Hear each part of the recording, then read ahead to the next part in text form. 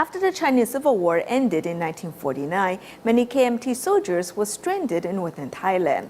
Tzu Chi began caring for these lonely veterans some 23 years ago, including those in a nursing home. Then Tzu Chi has also built a Da'ai village in northern Thailand, as well as Chiangmai Tzu Chi School. In addition, Taiwanese government also provides agricultural technical support to help the farmers there get stable income.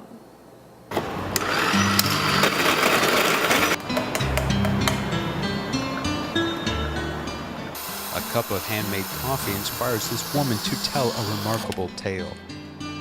我爷爷是留在台北的。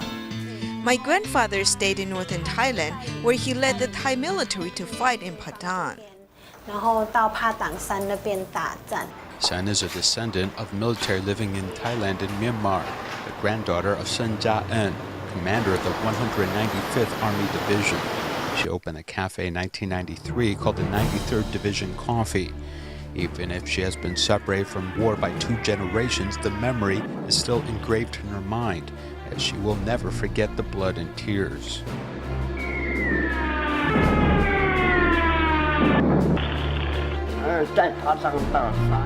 I fought in Pathan for 3 years, about 3 years and 6 months. Li Chaoxiang fought for the KMT and Yunnan Army, and when forces retreated, he finally settled in northern Thailand.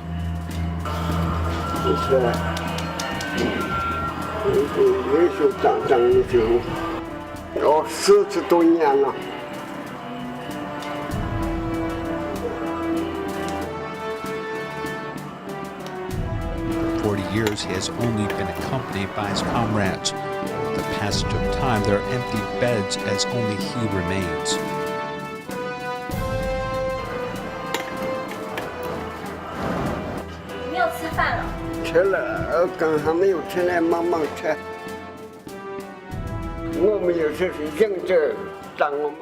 She is just like my mother. I worship my mother and her because she gives me food and something to wear. He says there are no pills, but these are the substitutes, and he should take 4 at a time. In 1995, Tzu Chi began a Thai and Myanmar Veterans Care Campaign, which included a 3-year plan for 200 solitary veterans to be put in 2 different care centers, though now only 6 remain. If there's this opportunity to provide them with what they need, I simply bring it to them to make them happy. Or if I simply have some spare time, I spend it with them.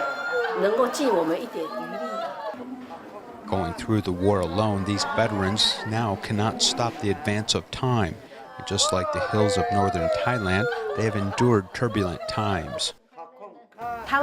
They only had experience holding a rifle, so they don't know how to do business. To survive, the most convenient way for them to earn a living was growing poppy.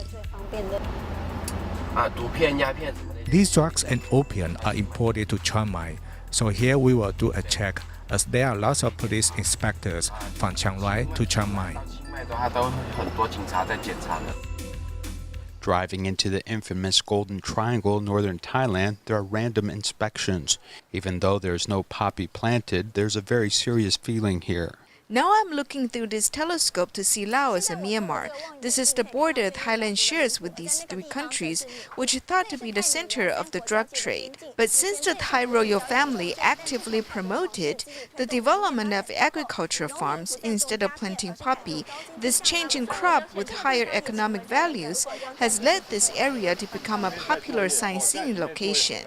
Taking this road into the mountains, we see this farm, which has been influenced by Taiwan's agricultural practices.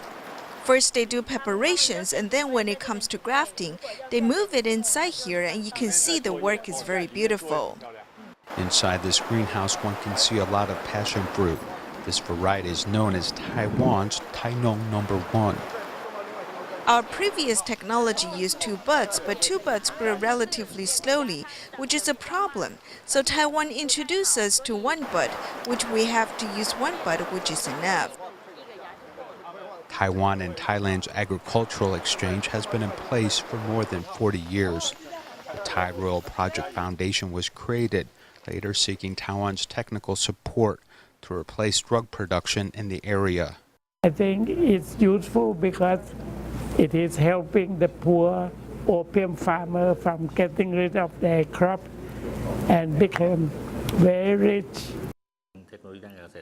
A lot of Taiwan's technological progress has introduced a new variety of fruits and vegetables. This shows that Taiwan's agriculture is still more advanced than Thailand's.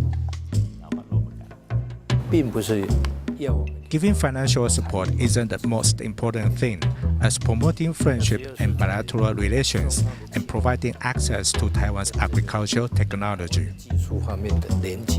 In the case of passion fruit planted in Thailand in 2012 suffered from a virus which seriously affected the yield. This led the ICDF to introduce Tainong No. 1 seedling to improve the fruit harvest, which provided real economic benefits to farmers. Our cooperative plan was to produce 3,000 to 10,000 seedlings and then 50,000 to 100,000. At the moment, we have annual output of 500,000 a year. There are 37 workstations under the World Project Foundation, with each receiving farming help from Taiwan, including lettuce, broccoli, tomatoes, sweet potatoes, lilies, grapes, mushrooms, strawberries, and passion fruit, and others. After seed propagation, distribution was made to farmers. We focus on the development of some biological pesticides to assist the Royal Project Foundation to produce safer fruits and vegetables.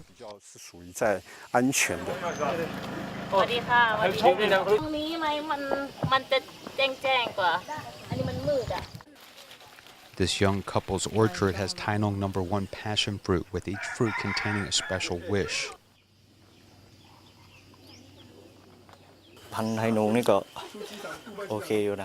We now have a stable income and can be self-reliant. Our lifestyle is better than that of those who work in an office.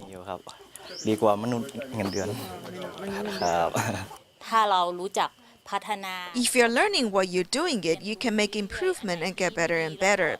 You'll know if the process is good or bad, and you can become self-reliant one day starting from scratch and now save a little money. Passion fruit farmers are benefiting from the technology and know-how from far away in Taiwan. This bilateral cooperation is paying dividends not only with better fruit harvests, but appreciation for support from far away. Northern Thailand is now benefiting from Taiwan's love and compassion in the form of agricultural technology, which has created a sort of miracle for these once poor farmers who are now filled with pride.